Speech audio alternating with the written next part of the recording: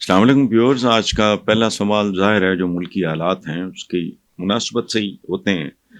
طاہر علی خان ہیں جی لاہور سے، وہ کہتے ہیں جی تاحیات نااہلی کیس کے فیصلے سے یہ لگتا ہے کہ پاکستان وہ واحد ملک ہے جس میں کرپٹ اور نااہل سیاستدان بھی حکمران بن سکتے ہیں۔ کیا اس فیصلے نے تمام پولیٹیکل گینگسٹرز کے لیے پھر سے دروازے کھول دیے ہیں؟ آپ اس پہ کیا کہیں گے؟ طاہر علی خان صاحب جو کہنا تھا وہ تو آپ نے کہہ دیا، میرے پاس تو اس میں مزید کچھ کہنے کی گنجائش نہیں، لیکن ایک بات میں آپ کو عرض کروں، یہ جو ٹریڈیشن ہے نا، پہلی بات یہ میں 32-33 سال سے کر رہا ہوں، میں پاکستان کی جمہوریت کو جمہوریت نہیں سمجھتا۔ نمبر 1، جمہوریت ہے جمہور سے جمہور کہتے ہیں عوام کو، اور عوام کو تباہ و برباد کر کے رکھ دیا ہے۔ میں پاکستان کے سیاستدان کو سیاستدان نہیں سمجھتا اور پاکستان کی سیاست کو نجاست سمجھتا ہوں۔ یہ نئی بات نہیں ہے۔ 32-33 سال، میرے کو پتہ نہیں 12-13 کالموں کے مجموعے ہیں، میں 32-33 سال سے یہی بات کر رہا ہوں۔ اچھا، اب رہ گئے پولیٹیکل گینگسٹرز، تو یہ تو میری ٹرم ہے جو آپ نے استعمال کی ہے۔ پاکستان کی پالیٹکس میں سوائے گینگسٹرز کے ایکسیپشنز ہیں، اس میں کوئی شک نہیں، تھرو آؤٹ رہی ہیں۔ اچھے لوگ بھی رہے ہیں لیکن وہ اتنے ہی ہیں جتنا آٹے میں نمک ہوتا ہے۔ سو یہ جو بات آپ کر رہے ہیں، دوسرا اس کا پہلو یہ ہے کہ یہ نااہل ہونے والی بات، میرا خیال ہے کہ یہ بیسیکلی اگر آپ نے شیم ڈیموکریسی بھی ہے، 2 نمبر جعلی جیسی بھی ہے، یہ بنیادی طور پہ عوام کا استحقاق ہے کہ وہ کس کو اہل اور کس کو نااہل سمجھتے ہیں۔ اگر وہ نااہلوں کو سلیکٹ کرتے ہیں، الیکٹ کرتے ہیں، تو پھر وہ ذلیل ہوں گے 1 بار 2 بار، جیسے ہوا آج نہیں تو کل، کل نہیں تو پرسوں ان کو عقل آ جائے گی۔ لیکن بیسیکلی کسی پولیٹیشین کو، چاہے وہ گینگسٹر ہی کیوں نہ ہو، کسی پولیٹیشین کو نااہل کرنا یہ حق ہے عوام کا۔ سو یہ دونوں رخ جو ہیں تصویر کے میں نے آپ کے سامنے رکھ دی ہے، وہ پھر آپ کی اپنی جسے کہتے ہیں نا مزاج کی اور فکر کی بات ہے۔ نیکسٹ ہیں جی خالد رفیق صاحب ہیں اسلام آباد سے، وہ کہتے ہیں کہ الیکشن لڑنے کے لیے نواز شریف کے لیے آخری رکاوٹ بھی ختم ہو گئی، تو کیوں نہ عمران خان سمیت سب کو انتخابی میدان میں برابر کا ماحول فراہم کیا جائے تاکہ تمام سیاسی پارٹیوں کی مقبولیت اور اہلیت عوام اپنے ووٹ سے طے کریں۔ آپ بالکل ٹھیک کہہ رہے ہیں، اس میں تو قطعاً میں پچھلے سوال کے جواب میں یہ بات کر کے ہٹاؤں کہ اگر یہ فیصلہ ہوا ہے کہ جی کرپٹ اور نااہل سیاستدان بھی وہ کہ جی ہو گیا ہے ان کا تاحیات نااہلی کا معاملہ، میں نے پچھلے سوال کے جواب میں یہی عرض کیا ہے کہ یہ عوام کا حق ہے۔ اچھا، اب آخری رکاوٹ جو آپ کا پہلا جملہ ہے کہ الیکشن لڑنے کے لیے نواز شریف کے لیے آخری رکاوٹ بھی ختم کر دی گئی، تو آپ مجھے ایک بات بتائیں خالد رفیق صاحب، ان کا تعلق اسلام آباد سے ہے، میں ویورز کے لیے پتہ نہیں میں نے بتایا ہے کہ نہیں، ایک بات آپ مجھے بتائیں، کیا آپ کو کوئی شک تھا کہ یہ رکاوٹ ختم ہو جائے گی؟ یہ میرٹ پہ ہے نہیں ہے، اس کی بحث علیحدہ ہے، وہ بھی میں پچھلے سوال کے جواب میں عرض کر چکا ہوں، لیکن کیا آپ کو کوئی شک تھا؟ مجھے تو نہیں تھا۔ یہ جو تانبورا اٹھا کے یہاں آ گیا ہے بندہ نواز شریف نام کا، بھاگا ہوا تھا، 50 روپے کا سٹیمپ پیپر، یہ وہ مل ملا ہیرا پھیری جو بھی کیا، چلا گیا وہاں بیٹھا رہا۔ اب اگر وہ آیا تو آپ کو جیسا اس کا 2 نمبر جعلی استقبال ہوا، اس کے بعد جو ان کے لوگوں کے ساتھ گلیوں سڑکوں بازاروں پہ سلوک ہوا، جیسے اب تک وہ دبک کے بیٹھے ہیں، وہ سارا معاملہ سیدھا ہو گیا، وہ نکلیں گے ایک کاروائی ڈالنے کے لیے۔ باقی جو حقائق ہیں وہ خالد رفیق صاحب آپ کے بھی سامنے ہیں، میرے بھی سامنے ہیں۔ اس ملک کے عوام جتنے بھی ان پڑھ گئے گزرے ہوں، لیکن یہ تو ریالٹی ہے، it's in the year, it is written on the wall, اس میں تو کوئی کنفیوژن ہے نہیں۔ سو باقی ایک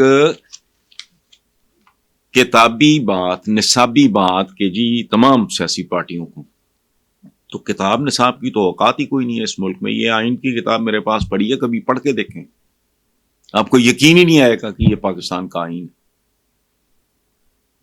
اس کی کون سی شکوں پہ؟ سیاستدان جو ہے نا یہ ان چند ایک چیزوں پہ بات کرتا ہے جہاں ان کے اپنے حقوق پہ زد پڑتی ہے، ادروائز یہ لطیفوں کا مجموعہ ہے. اور جنرل ضیاء الحق نے زندگی میں صرف ایک سچ بولا ہے جہاں تک میں جانتا ہوں، کوئی اور بولا ہو تو مجھے نہیں پتا. وہ یہ کہ اس نے پاکستان کے آئین کو چند کاغذوں پہ مشتمل ایک چیتھڑا قرار دیا تھا. ختم. نیکسٹ ہیں جی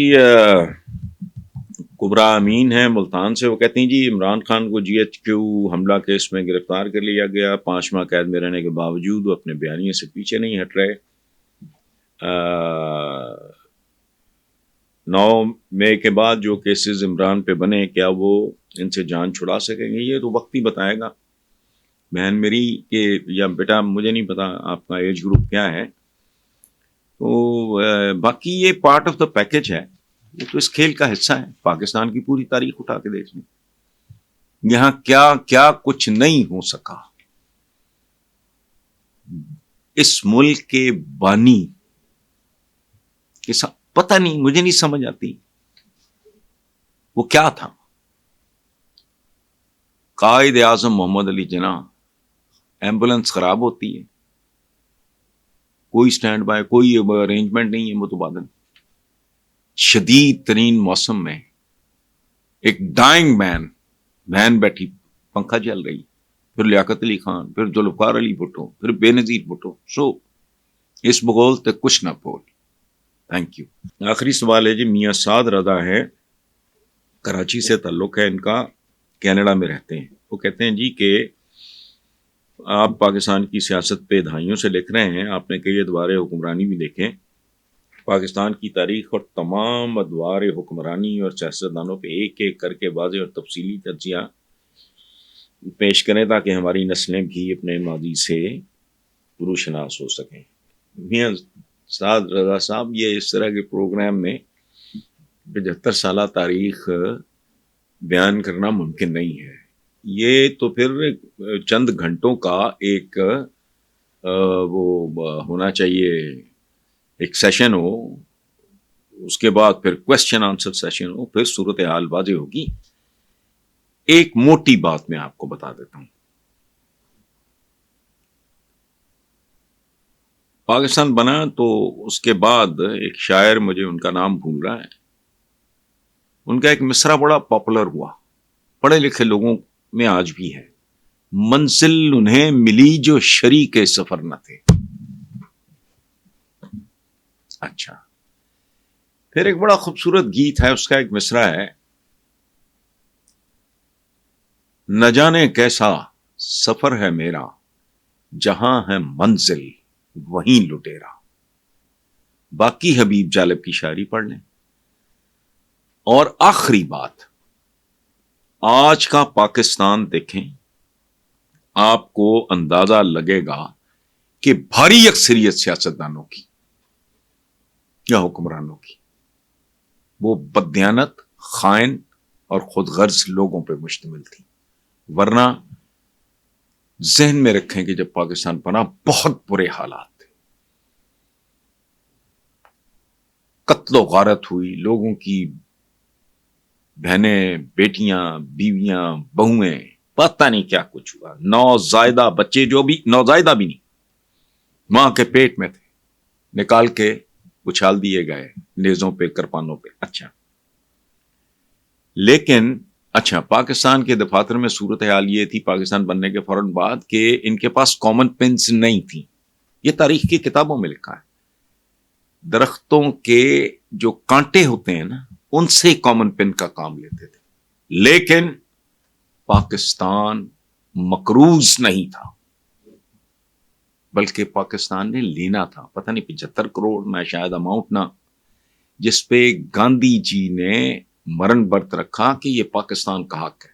ہم بھلے پاکستان کا قیام پاکستان سے اتفاق کریں نہ کریں، لیکن اب چونکہ ہو چکا ہے اور یہ ان کا حق ہے. یعنی 1 روپیہ کسی کا دینا نہیں تھا، 75 کروڑ 75 سال پہلے کا لینا تھا. آج جو بچہ ابھی پیدا بھی نہیں ہوا وہ بھی لاکھوں کا مقروض ہے. اور ایک زمانے میں کہا کرتا تھا کہ یہ فوجی مداخلوں کی بات کرتے ہیں، یہ وہ لوگ ہیں اگر ان پہ اتنا بھی چیک نہ ہو، یہ پاکستان کو پاکستان ہاؤسنگ سوسائٹی بنا کے اس کے پلاٹ بیچ دیں، اور یہ نوبت یہاں تک آ گئی ہے. Thank you very much.